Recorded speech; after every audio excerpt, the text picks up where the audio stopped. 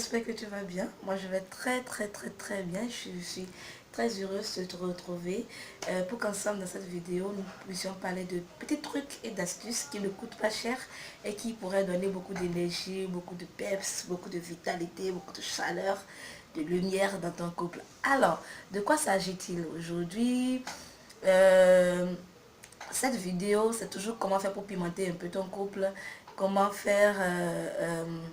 c'est la suite en fait de la vidéo précédente où je disais ton homme ne te regarde plus, les 5 hypothèses. Et aujourd'hui, on va parler de petites astuces pour changer tout ceci. La première chose, c'est que tout en étant dans le couple, il faudrait que tu vives pour toi-même. C'est très important. D'accord? La première chose, nous allons commencer par les petites astuces matérielles au quotidien, comme je le disais. Alors, je vais te présenter ça. Je ne sais pas si tu aimes les massages, moi je les adore. C'est très important.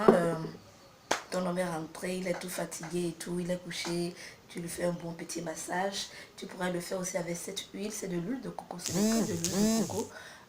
Tu pourrais aussi pour tes massages utiliser de l'huile de cacao, du beurre de cacao, du beurre de karité. Mais je n'aime pas trop le beurre de karité pour son odeur. Mais ça par contre j'adore parce que la texture elle est bonne, l'huile est légère et elle sent très bon.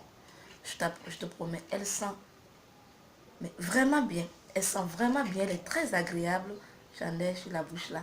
Oui, elle est très agréable et c'est pas seulement pour les massages. Hein. Tu peux utiliser cette huile aussi pour les soins de visage.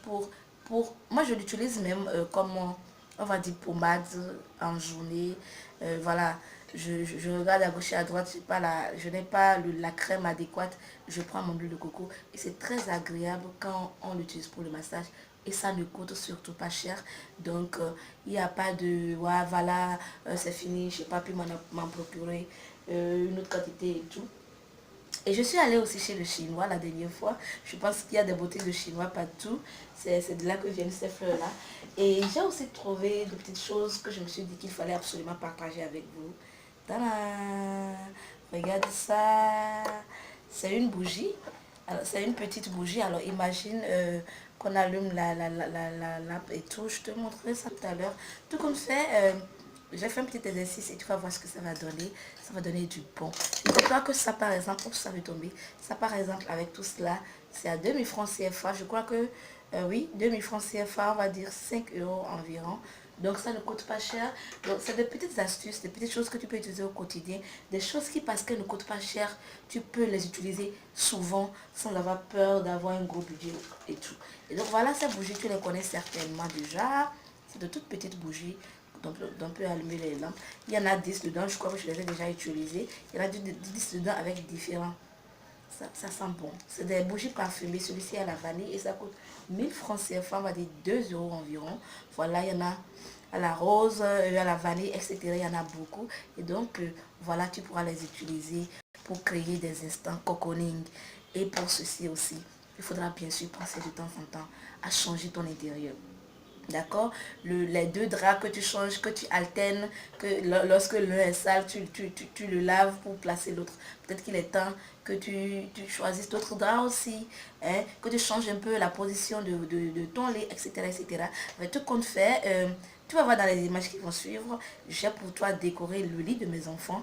Oui, ce n'est qu'un matelas qui a pas terre parce que papa a trop peur que ses enfants, en dormant, ne tombent du lit, donc le matelas est par terre. Donc j'ai essayé quand même de créer l'atmosphère, ça va voir, tu vas voir ce que ça donne. Alors on y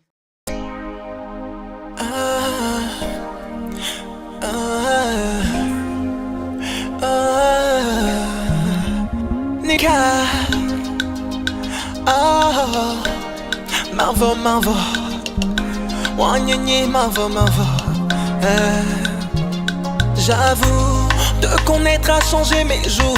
Voilà. Avec ce sourire tu me rends fou. Infiniment je te dois beaucoup. Alors tu vas me dire à quoi ça sert. La menthe c'est très bon pour quand on a la toux et tout. Et puis c'est bon pour la laine aussi. Et ça pourrait servir à autre chose pour des moments pimentés. Hey, ne mange pas piment dans ma bouche. Oh. Toi-même cherche à quoi ça peut servir dans un moment pimenté. Pardon, pas de piment dans la bouche de Nad. Alors, Donc voilà de petites choses que tu peux utiliser. Tu as vu le décor que j'ai créé. Pourquoi ne pas faire un petit déjeuner de 5h, 6h du matin? Tu commences par un petit massage, tu fais tout ce que tu fais, hein? C'est toi l'artiste, oh. C'est toi l'artiste, oh. C'est pas moi. Donc tu as fini tout ça et tout. Ça vous laisse un moment de relaxation. Ça vous laisse le temps de parler des choses qui sont très importantes pour vous. Et comme c'est tôt le matin, eh bien le téléphone ne sonne pas encore. Les amis n'ont pas encore afflué. Donc vous pourrez avoir le temps mais de vraiment échanger et de parler de ce qui est important pour vous. Et dans ce qui est important dans ces moments-là, il est très important que tu sois toi. Que tu ne fasses pas ça parce que tu as peur de perdre ton homme. Je déteste ce mot-là. Ce mot ne nous rime à rien. Il ne sert à rien de le faire parce que tu as peur de le perdre, mais simplement parce que tu as envie de passer un bon moment avec lui. Et donc, dans les trucs et astuces, comme je le disais, pour reprendre ta vie conjugale en main, il faudrait que tu vives pour toi et que tu fasses des choses pour toi. Tu vois, que tu te sentes belle, que tu aies confiance en toi. Et cela va passer par avoir ta vie en dehors du couple. Je ne dis pas de quitter le couple. Tout en étant dans le couple, avoir des moments pour soi. Avoir des instants pour soi. Qu'on sache par exemple, oui, le mercredi après-midi, elle fait du jogging, ou alors elle fait son yoga, ou alors elle est dans un atelier de peinture, etc.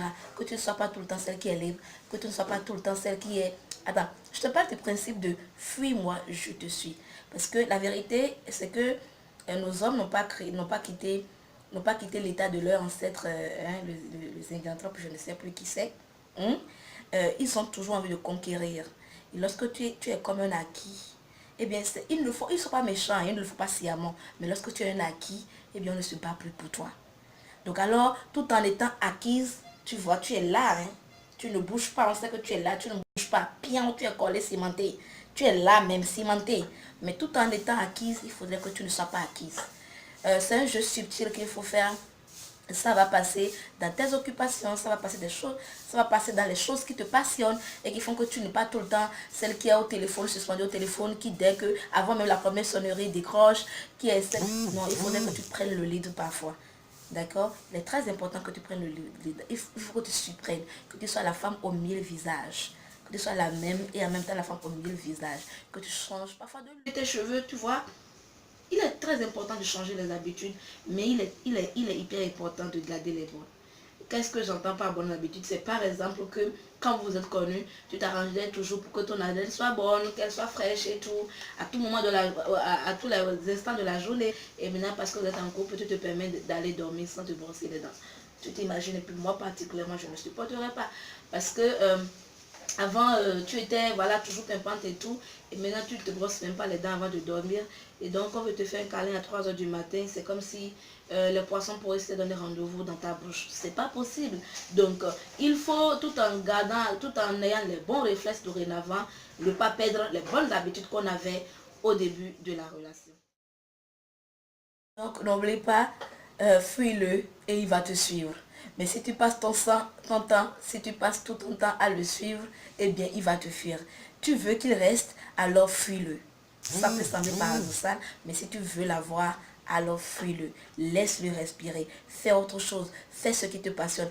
Pense aux activités qui te passionnent. Occupe-toi de ton couple, mais aie des choses à faire en dehors de ton couple. D'accord? N'hésite pas seulement à travers ton couple. Voilà mes trucs et astuces. Petits trucs et astuces, mes conseils. Et si vous pouvez prier ensemble, n'oubliez pas. C'est même le soubassement d'une relation qui réussit. Un couple qui réussit à prier ensemble, je pense que ce couple a déjà vaincu à l'avance toutes les difficultés qui peuvent s'amener. Parce que ces petites choses à faire au lit, ces petites attitudes qu'il faut faire, il y en a qui ont fait tout ça et pourtant ça n'a pas marché. Mais quand vous avez Dieu dans votre bac, eh bien, c'est quelque chose.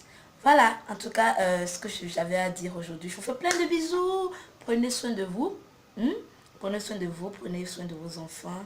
Et à bientôt.